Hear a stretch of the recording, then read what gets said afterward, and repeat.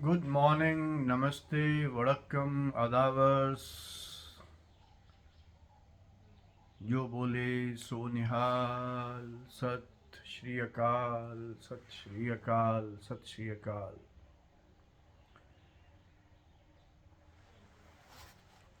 Rang, lang, rang, yang, hang, om.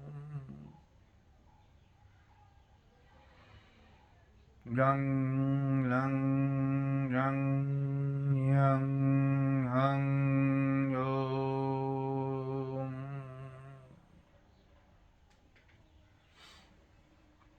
In our last session, we completed our address in concise about Yoga Darshanam, and a very short reference of shlokas as to how Gita has amalgamated into its own philosophy the elements of yoga. We concluded our last session with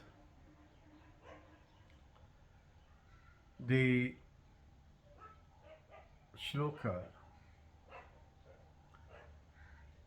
that tells us as to how to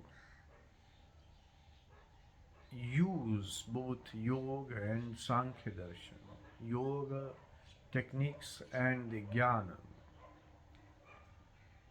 to achieve the ultimate objective of human life, that is the communion of our true inner self with the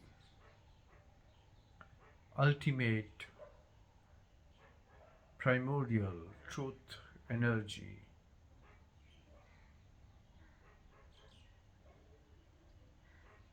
the Purusha.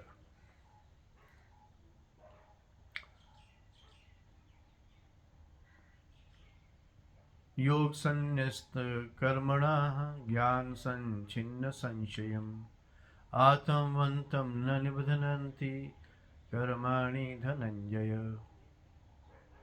The next step Gita says is Nahi jnanen sadrisham pavitram hi vidyate tat swam yoga sansiddho kalenatmani vindate. That is,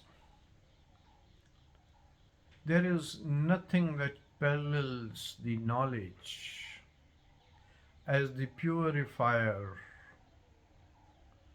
of self,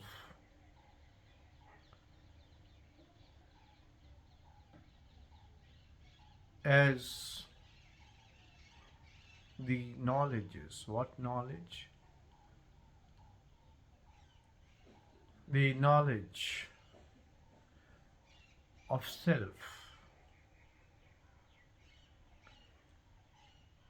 And why is it so that it is unparalleled? Because after you realize this knowledge into your being, it sinks in you. Then, in due course, you obtain, you achieve the communion. Tat Swam Yoga Sansiddha. By its own course, because of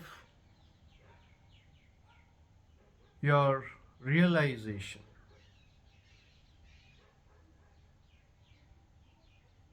of truth, you will realize your own self, the truth about it.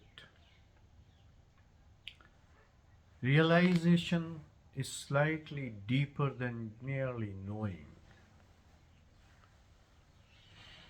We all know that there is a soul energy which pervades this body, because of which we are alive. So what is that within is the knowledge, and once that knowledge is realized, it sinks in, it becomes one with our persona. Then of its own, it will lead you to your communion. Now, basically, Sankhya Darshanam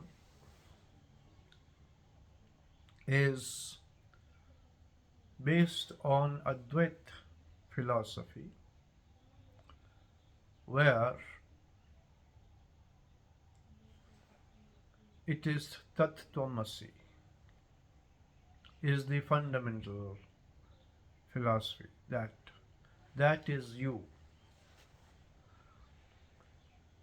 The Purush or the Hiranya Purush or the Vaishvanar, the Purusha remains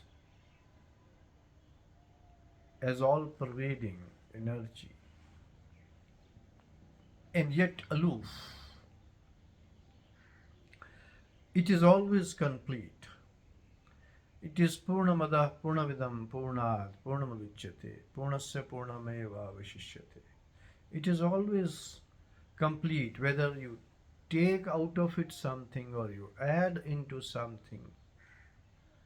It is always complete.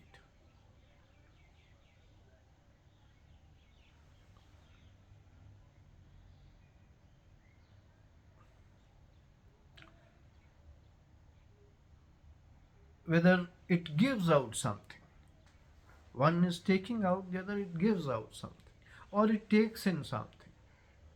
It is always one. That is the ultimate one. And Prakriti is all that matter, perceptible matter is, living, non-living, moving, non-moving. And the part of this that pervades and lives, the Jivatma and the Paramatma. So there is a Jiva. It is like Ghatakash concept. There's an earthen pot. The atmosphere outside, the Akash, the sky that we see up there, is also there in this earthen pot. So once this earthen pot breaks, this sky goes and amalgamates in the sky. The sky still remains the same. It's like taking out a pot of water from sea and let the pot keep on floating. When the pot dissolves, the water of sea meets the water of pot. They both are inseparable. But so long as it is in pot, it is separate. Sankhya basically rules out, precludes the communion while being in body. And therefore, it is said to be Advait. Whereas Yoga Darshana says everything is one. While in body, you attain Kaivalyam. Now, how do you realize? When you realize the knowledge as to what it is formed of, the details of body, it is Sankhya Darshanam which is believed, and to my humble mind it looks quite logical, that triggered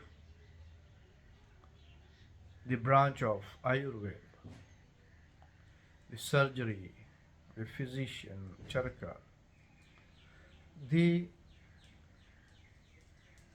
Sankhya Darshanam has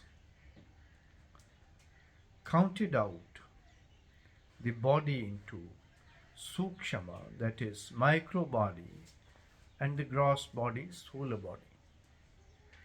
There are 16 components of Sthula body which are further also qualified and further classified, categorized, analyzed, and there are 8 components of Sthula body. Sukshama or the micro body. The gross body also includes the one we did, Linga Shariram. It's the primordial body.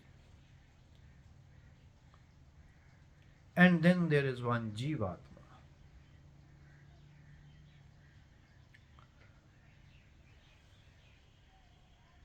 Let us see what are the components.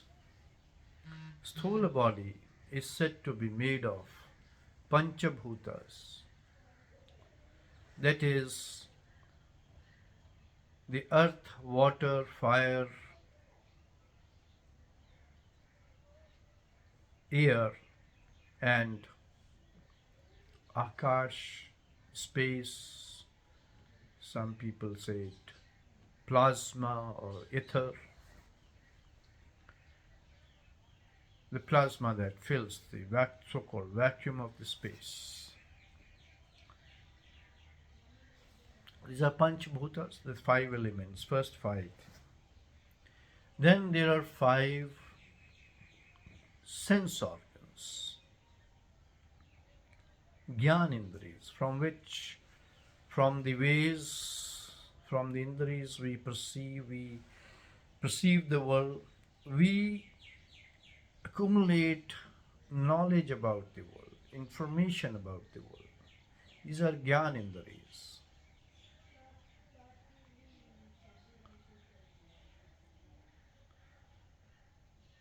And these are sense organs, we all know, 2 eyes, 2 ears, 2 nostrils, mouth, skin.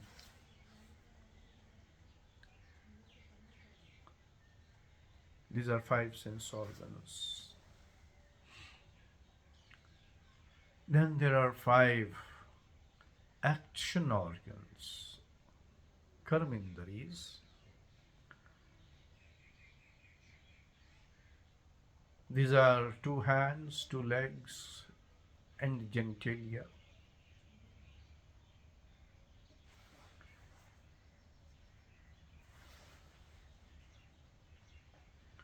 Some thinkers have included tongue instead of genitalia. Some thinkers take genitalia as Karamindri. And including both, they say it is Ekodasha Indriya. It is 11 Karamindriyas, Ekodasha Karamindriya. So we have 5, 5, 5, 15. And 16th, it is the mind, the mana. Why mana has been taken, mind has been taken as gross? Because mind is the function of gross. If the gross is not there, mind will not be there. Mind hankers after what we perceive.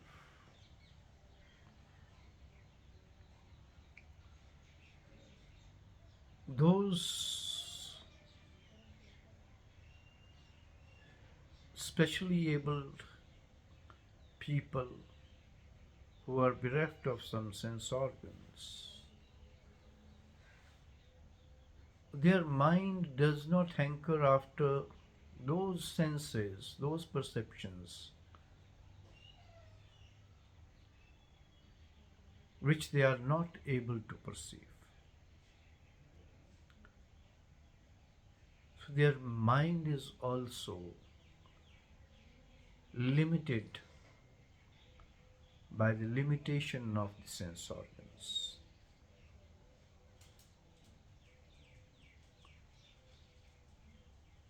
We say, I feel like eating this thing or that. I find him or her beautiful, handsome.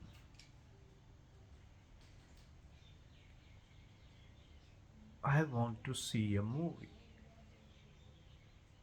I want to go to such and such place. It's so enchanting.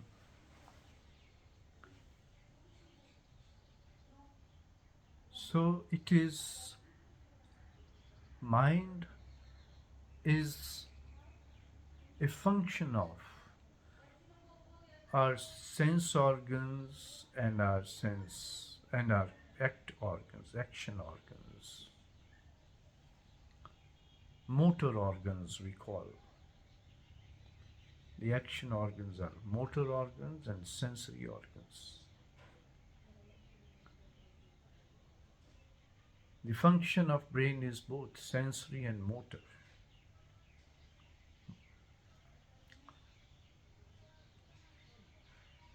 It triggers the motion in our body.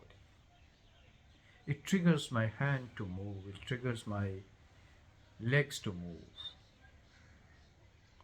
And the mind is part and parcel of this gross body. Mind remains in matter.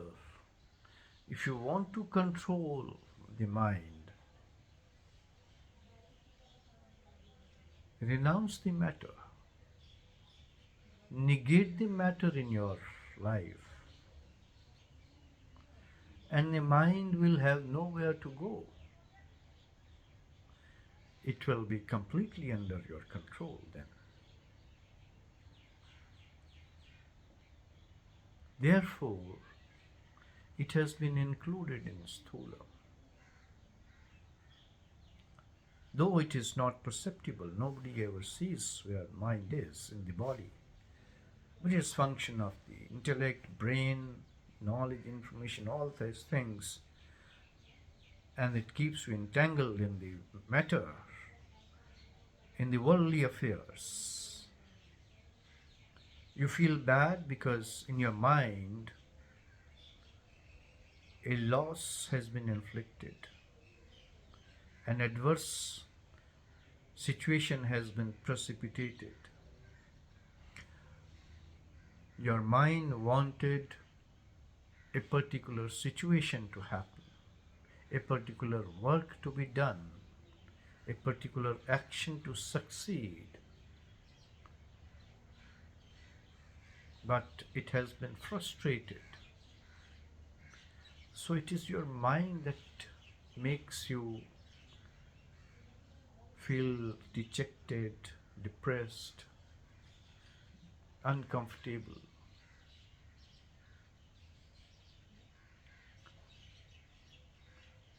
When something happens that your mind wanted, desired it to be there,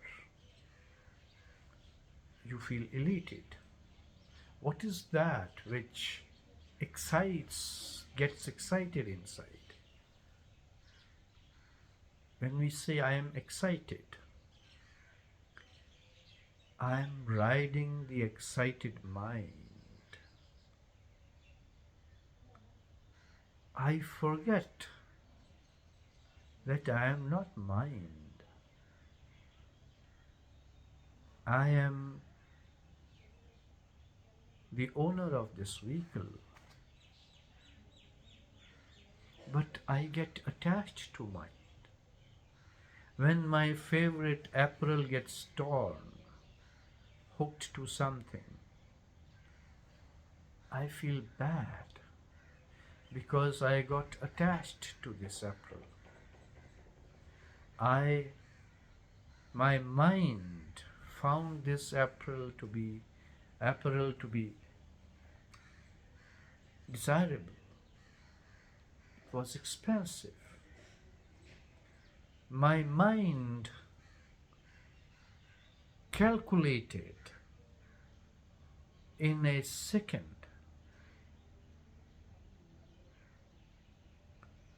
that it's a loss of so much money. I have to provide for it in the next season. Or maybe if the season is had now, what do you say? My mind has calculated.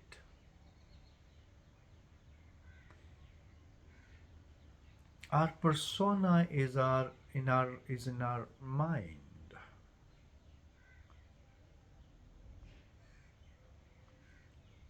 When I was born, I was fed that my name is ABC. That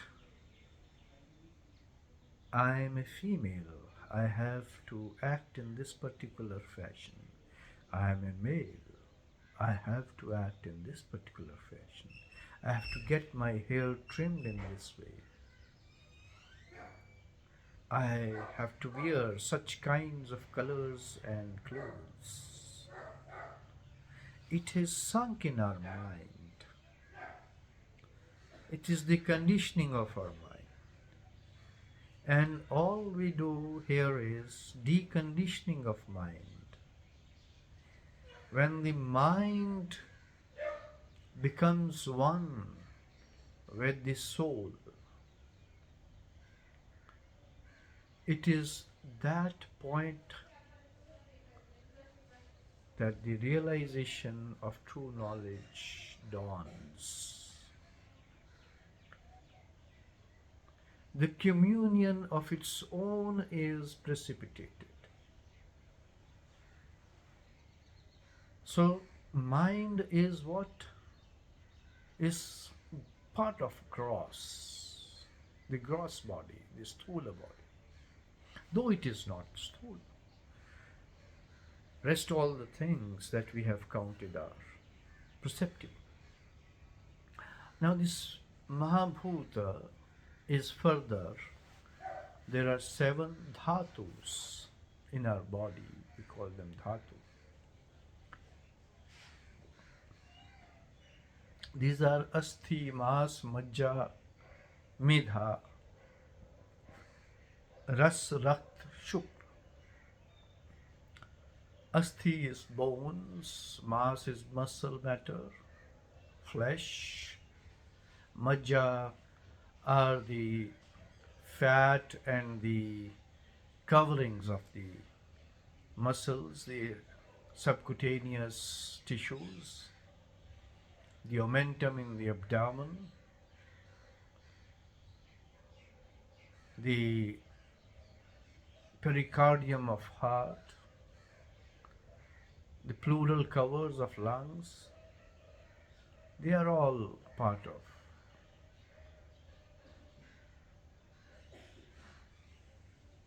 majja.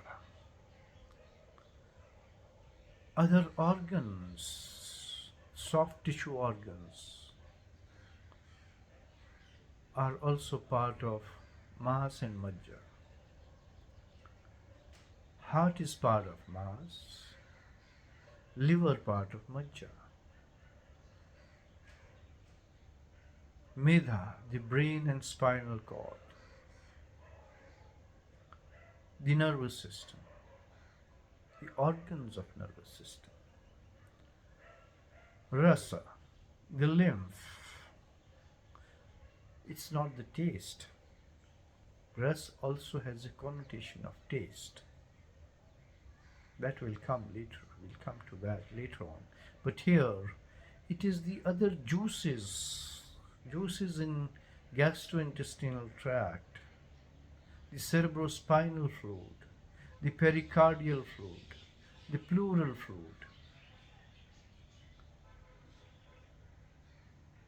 the lymph, they are rasas. Rakt, the blood with all its corpuscles,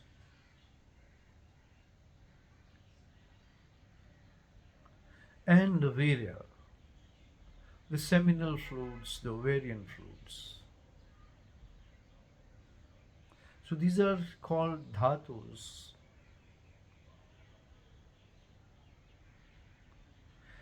And they again have what we have already looked at, the three gunas, sattvika, rajasika, and tamsika, which make our personality, which influence the state of mind. The state of mind is sukshma, we'll come to that.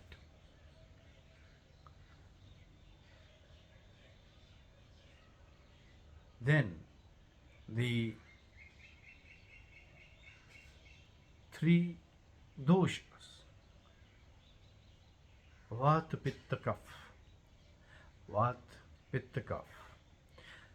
The vayu that we have is further graded into prana, apana, vyana, samana, udana. Prana vayu is the one which resides in central nervous system, head, heart and lungs. It is further grouped into, further categorized into 5 upapranavayus. That is Kurma, Kirkita, Nag, Devadatta and Dhananjaya. Kurma is the vayu that is the nervous innervation of the forehead, the eyes, which gives us blinking, the motor movements of eyes.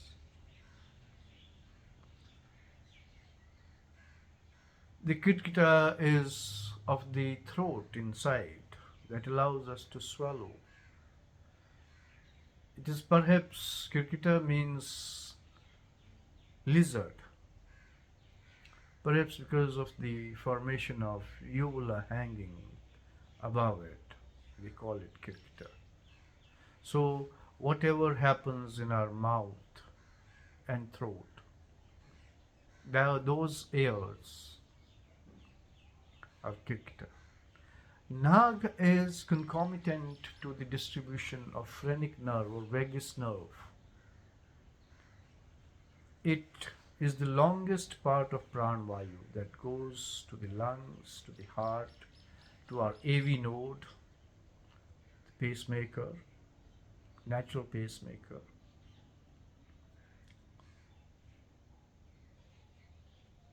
The diaphragm, it goes right up to diaphragm. That's why it's the longest nessus probably given as Nag. Nag is also sometimes referred to the long waterfalls.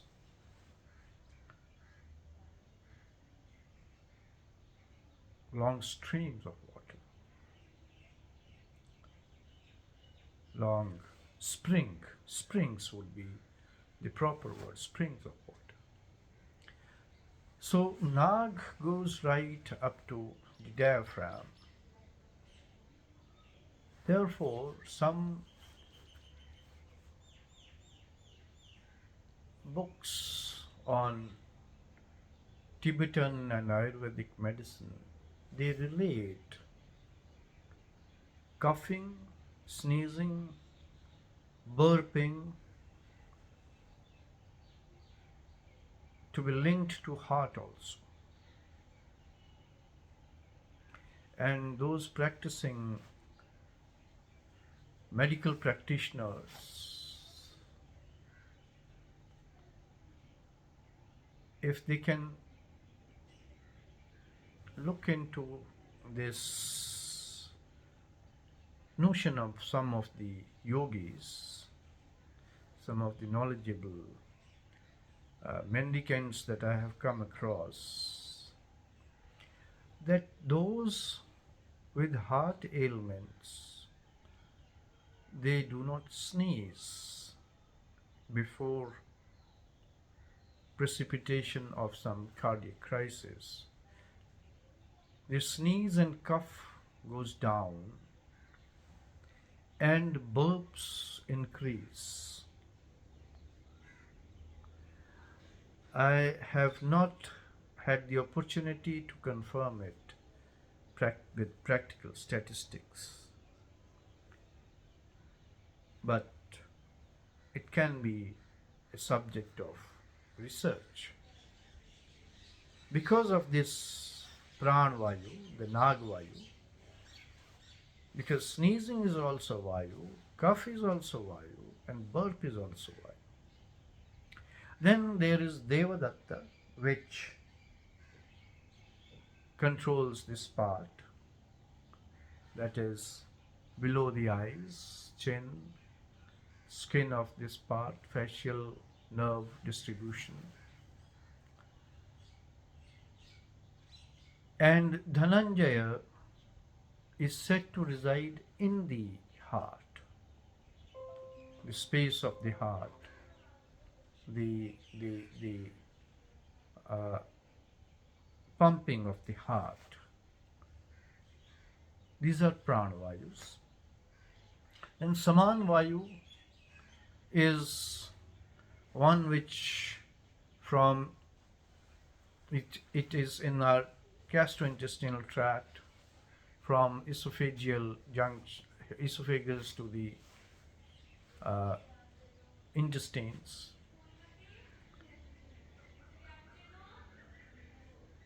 Apan is what goes out from the above, the vayu that sneeze, cough, and we exhale. Udan is excretory vayu, which propels the excretion and also the genitalia, the secretions from genitalia.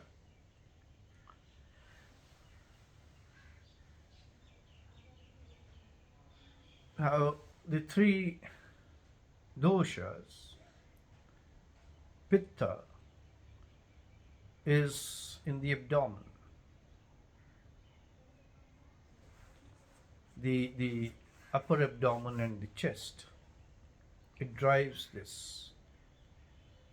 It is the burning that creates burning desires, that drives, that creates force. And it is equated to, by some of the writers from West, to the bile.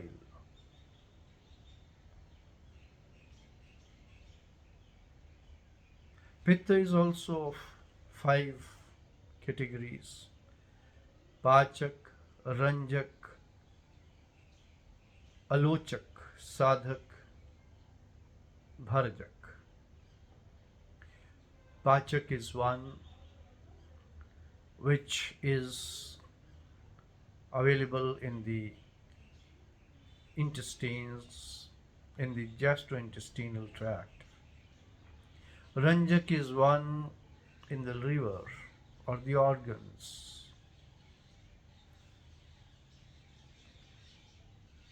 Alochak in the eyes. Sadhak in the brain, that propels the energy of brain. And Avalambak, which resides rest of the musculoskeletal system, the skin.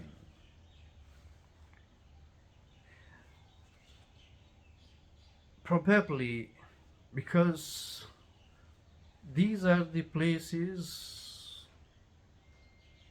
where jaundice can be seen, the effect of jaundice can be seen.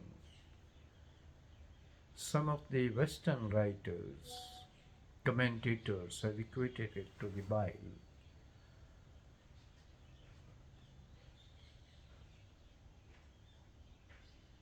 In the perspective of Ayurveda, yes, it can be. Their interpretation would be correct. Because when a Vaidya looks for the doshas, she looks at these very places for Pitta dosh.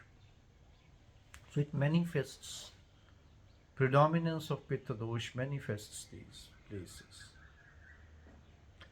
But basically, Pitta dosh is a Rajasic driving dosh. Vat is in the tummy, in the lower abdomen.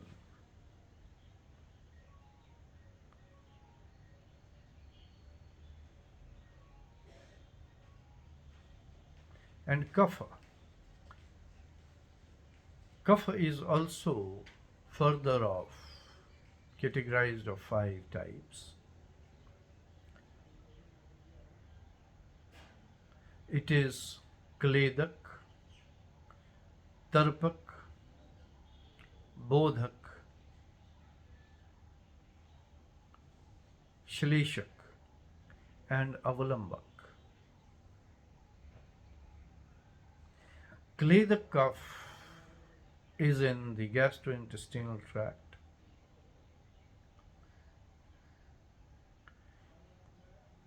Tarpak is in the nose and the ears.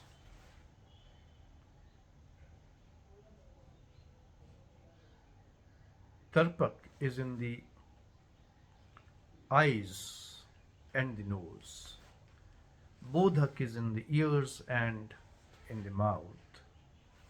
The spaces here.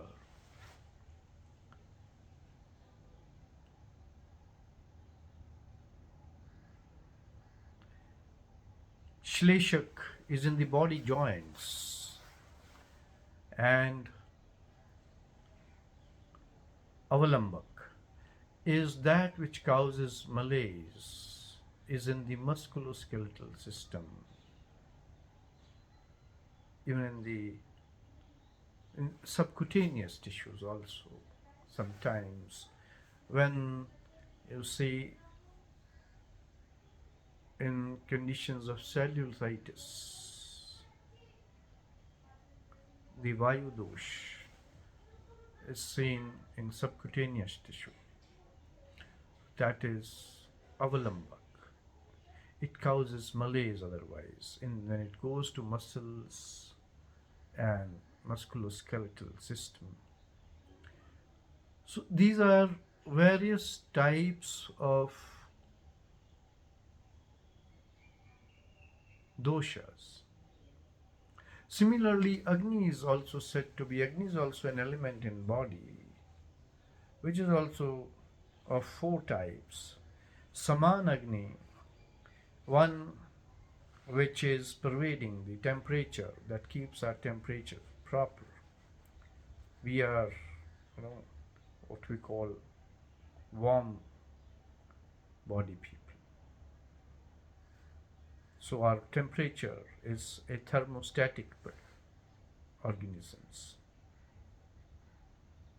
Our temperature remains the same, come winter, come summer. That is Saman Agni. Jathir Agni is the Agni in the gastrointestinal tract. It is said to be in 3 types. Viksham, some people have massive hunger.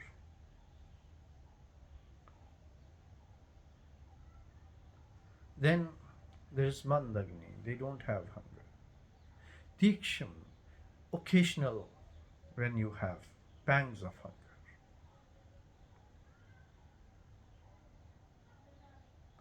Then there is Bhutagni, the element of fire,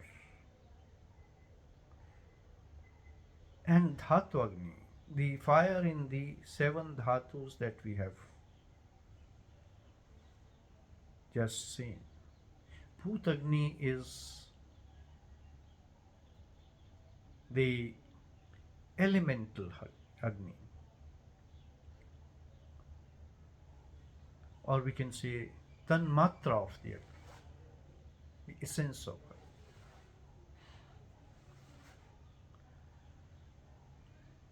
So that is all about Panchabhutas, which constitute the sensory organs, the motor organs, and the mana. And then we come to Sukshma body, or the micro body that we have. Micro body has Panch Tanmatras, the five essence of the sensory organs. The sense of vision in the eyes, the sense of smell in the nose. That elements, that small cell, sensory cells that see,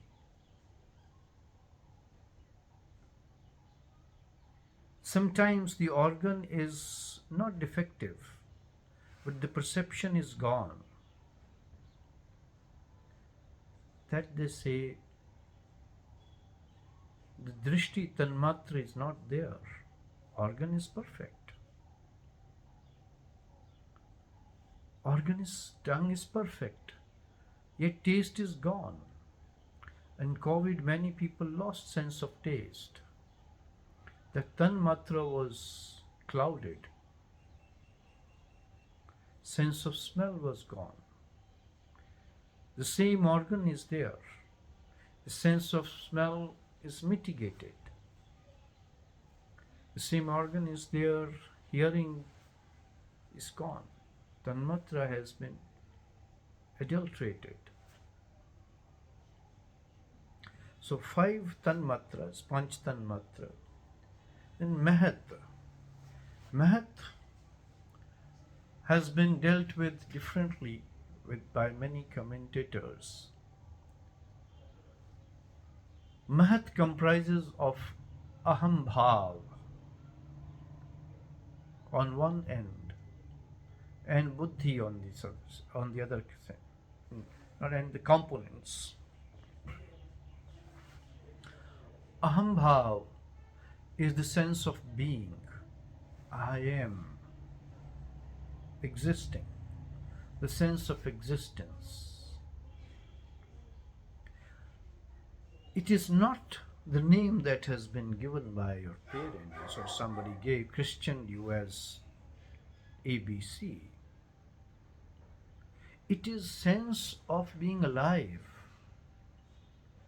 sense of being different from rest of the others, sense of me, myself, whatever be the name, not the persona, but the organism. That sense. A baby doesn't have a name, yet a baby knows that it is not the same as her mother. That sense of being is aham bhav, the feeling of me.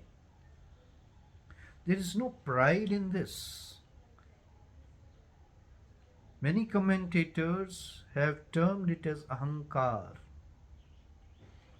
Ahankar is egotistic word, where there is an ego in being what I am. It is not what I am, it is me. Just that me, a sense of being alive, sense of being there. And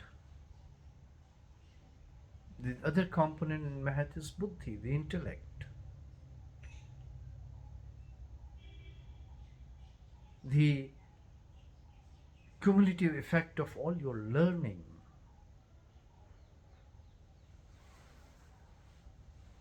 Now, now here from we go to the different permutations and combinations. When these two components are in equal balance, equanimity is there. Intellect says, yes, I am, yes, me, but others are equally there. I do not have any ego. I am not superior to anyone. I am not inferior to anyone.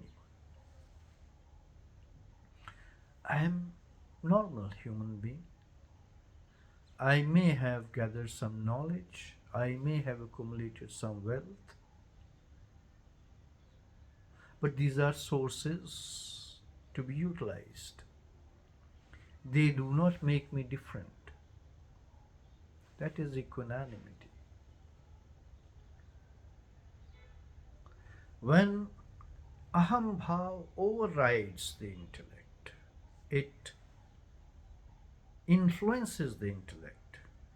Egotistic personality comes out. Ahankar comes in. That I have earned this wealth, accumulated this wealth because of my wisdom, because of my shrewd strategies, because of my intelligence, because of my hard work. I have gained the wealth of money, I have gained the wealth of learning. This becomes an egotistic person. She keeps on demonstrating her accumulations, trying to overawe others with the collections.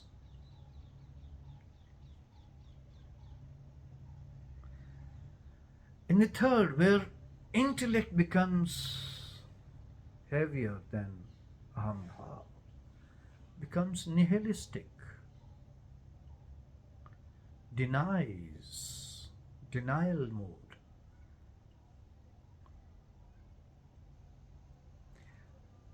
There also a sense of egotisticness comes. I am denying. I have donated.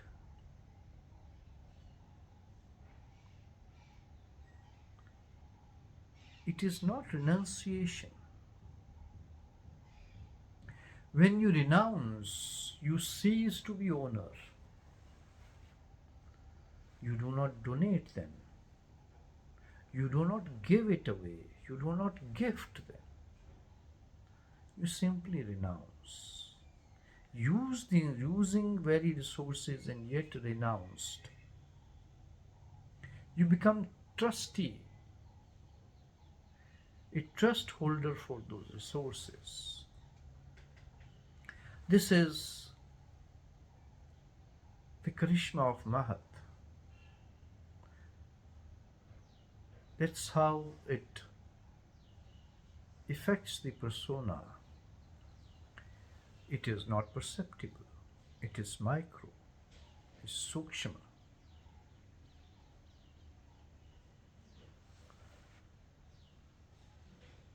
Then chitta, chetana, that we, to the consciousness, that we did mokshipta, vikshipta.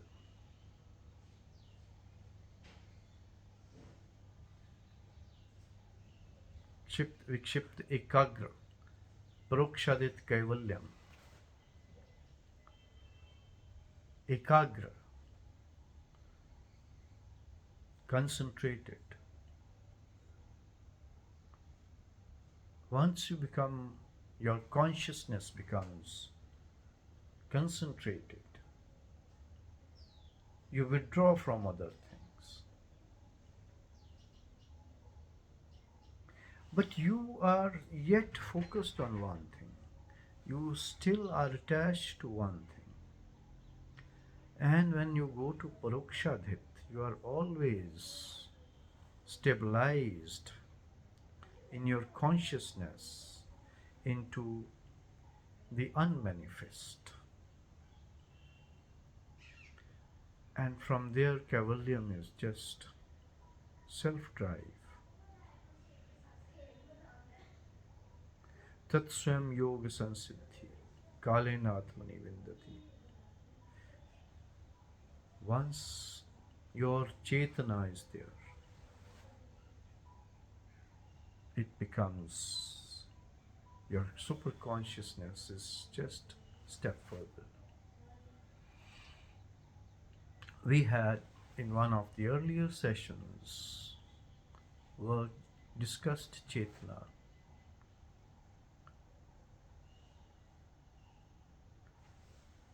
Mood is completely like stones, kshipt like plants, vikshipt animals and human beings who are in rat race, mechanically working.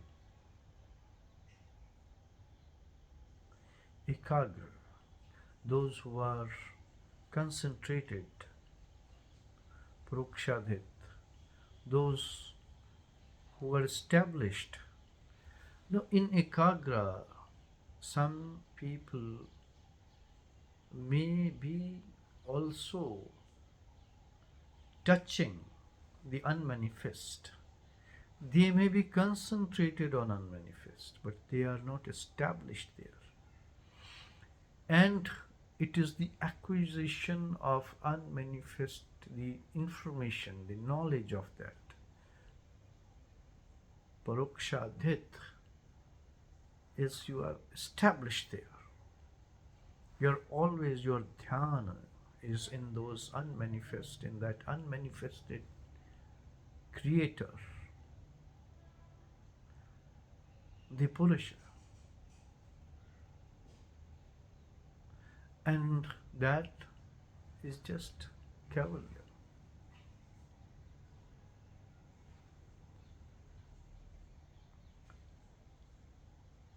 You would have seen many people having immense knowledge, but concomitantly immense ego, that they are knowledgeable.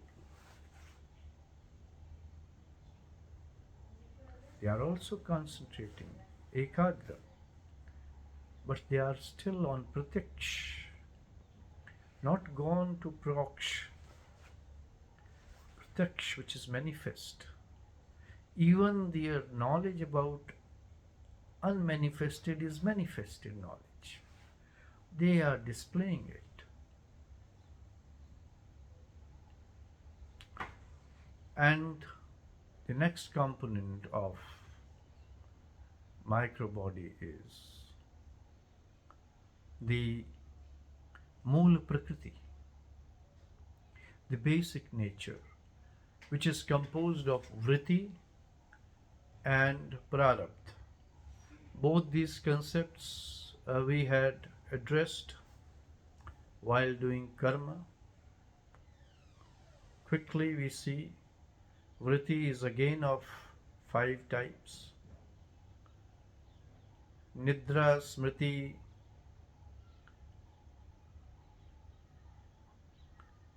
nidra, sorry,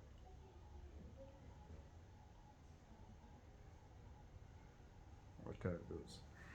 Nidra, smriti,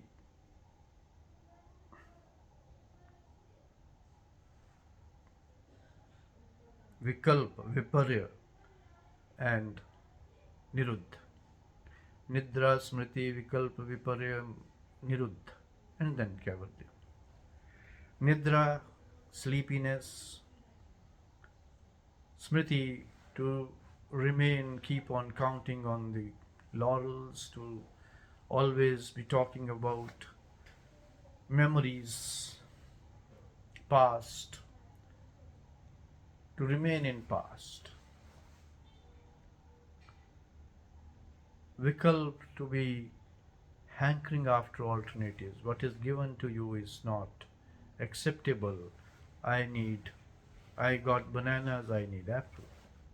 I got apples, I need oranges. Viparya, to intellectualize the Freudian defense mechanisms.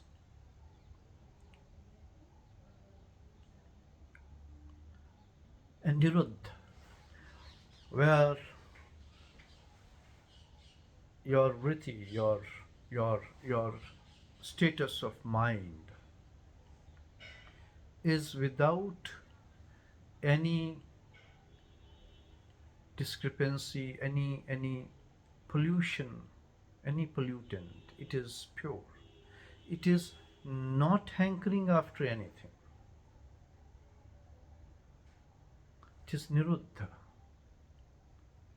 Even about yoga it is said that what is yoga? Chitta vritti niruddha yoga asti. When both the chit and vritti, the consciousness and the vritti, the state of mind, both become stable, peaceful, calm, the tranquility of both the vritti and the state of mind, the mind and consciousness, both are tranquil. That is the state of yogi. And that is samadhi. Always when you are in tranquility, when you are in equanimity, it is that samyak, it is continuous and consistent state of mind. Once you know this body is all made up of these small components, the panchabhutas all around are just manifestation of these various combinations. Mood, all these non-living things, non-moving things are mood. They don't have chetna. The chetna, if you go into their atoms, there is motion. But the motion is frozen in the manifest.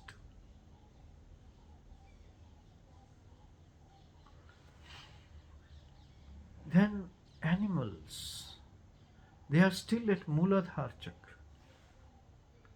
They have their chetana is only to the extent that if it is day, if it is light, it is day.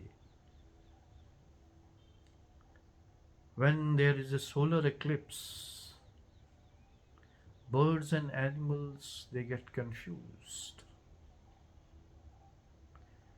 because they cannot understand that phenomena. For millions of years, till the time had not come to its opportune point, human being remained like that. The solar eclipse meant that some demon had swallowed the sun, and the sun comes out thereafter, after battle, big battle with the demon. Lunar eclipse meant the sun, that moon has been swallowed by some dragon, and some prince brought the moon out. So goes the fables, the fairy tales, because they came, these are species consciousness which carried that consciousness of human being, which remained for millions of years in our species, till time unveiled fire to us, till nature unveiled wheel to us, till the opportune destiny of human being, revealed the cooking of food, making of homes. It did not happen in why it could happen. The wisdom came slowly in different parts, in different worlds of those times. Muhammad in Middle East, Shankaracharya in India, Tao in Tibet or China. They were simultaneously working almost in the same era, 6th to 8th century AD. And the Gospels, the apostles,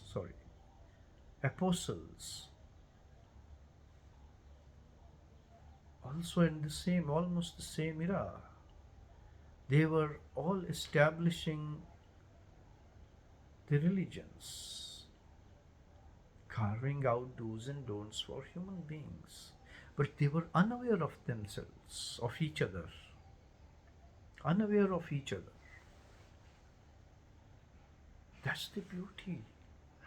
Look at the unfolding of the creation. So, this is the knowledge which reveals that of these 16 elements of Sthula and 8 elements of Sukshma, and then there is Jivatma. Now this Jivatma gets embroiled through mana, according to Sankhya. Mana is the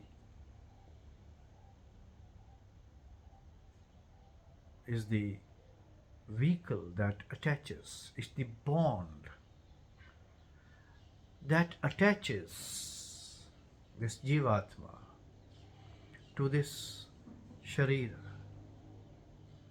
Jivatma, according to some seers, resides in the Linga Sharira, some in the heart, that Agyaram, AV node. Now there it gets entangled and allows mana to become its driver and starts enjoying along with, in this vehicle, the fruits of this creation. It starts getting embroiled in good and bad, in desirable and undesirable, in me and mine, me, mine, you, yours. It gets entangled in the egoistic accumulation of wealth, of money, assets, or knowledge, or information. Social networking. I know such and such person. I am father of such and such person. My friends are in the high places. Happiness and sadness, superiority and inferiority. And it forgets its true self. So the Sankhya Yuga says, once you have gained this knowledge, you sink this knowledge inside and bring mana, train your mana to look at all these things as ephemeral, to realize in your mind that all these things are composed of these molecules and atoms. They are not the true energy. They are not the true primordial truth. They are not the absolute entities. They are all relative. They are governed by a theory of relativity. This is solid because there is something liquid. This is liquid because there is something gaseous. And then we have materials now. Scientists are coming with materials which are some sort of combinations. They are not solids, they are not there. They're condensates and all those kinds. New materials are coming up. They are playing with these very gunas and doshas of the Panch Mahabhut. Now there are tastes, 5 tastes, 6 tastes. And the elements, gunas and doshas, the pith is Agni Pradhan, elemental. Kaf is Prithvi Pradhan. And Vat is Vayu Pradhan. Simple as that. When Prithvi with Jala, it is Kaf. When fire with Prithvi, it is Pith. And Vayu pure or with Jala, but in form of Vashpa, is Vayu. Vat.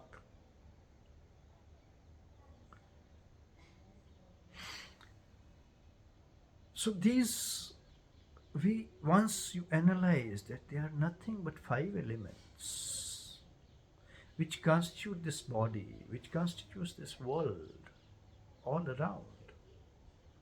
Our houses are nothing but we have raised earth upon earth. We could not make house ourselves in dens and in the hollows of the trees for very long. It's such a huge population. So we started making first, we used to live in hollow of a tree, so we cut wood, made tree. We raised mud houses. Like a cave we did. The first houses were like caves. And slowly the things were unfolded to human mind. According to its needs and requirements. Creation of world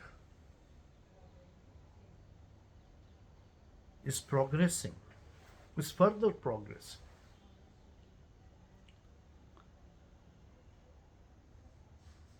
And it may progress to a point where we will be controlling all the forces of nature, except for our terminal absolute truth of death and thereafter. But all this is what our scripture says are distractions. The more we become developed on our mind, the more distractions will be unfolded by the time, by the nature, so that this creation continues. There is, the Prakriti has a drive for self-propagation. The moment human beings would realize themselves, their ghata will get open, broken, the energies will go back, and Prakriti will not be able to propagate. Purusha will stand apart.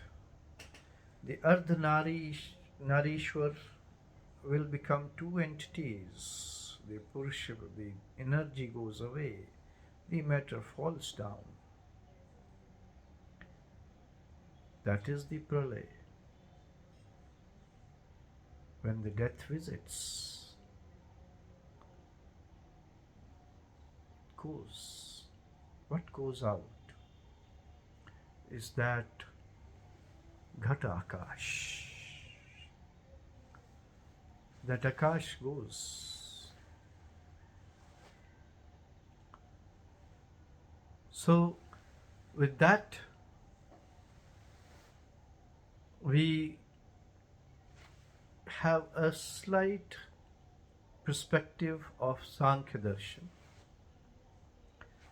Though it is said to be Advait, but in the end, the Kumbha, the Ghata, the pot breaks and the sky meets the sky. The water meets the water. Anyway, both ways. Though in our scriptures it is the sky meets the sky and they become one, the Purusha become one with the Purusha. Now Gita, as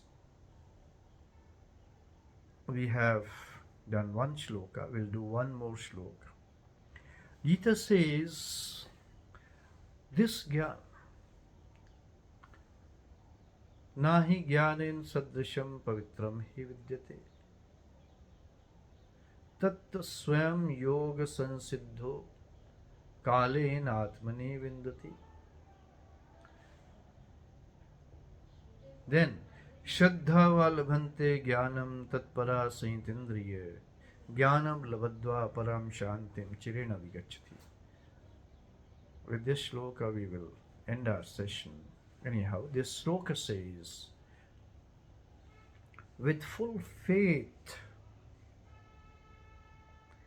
you take this jnana,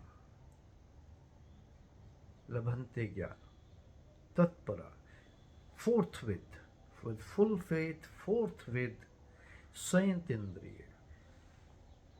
Control all your indriyas, both karmindriyas and jnanindriyas. Be focused. Indriyas, the subjects of indriyas may be renounced. To hold on to this jnana, to sink into this jnana. Once you sink into it, once you get into it, the ultimate peace will dawn upon you.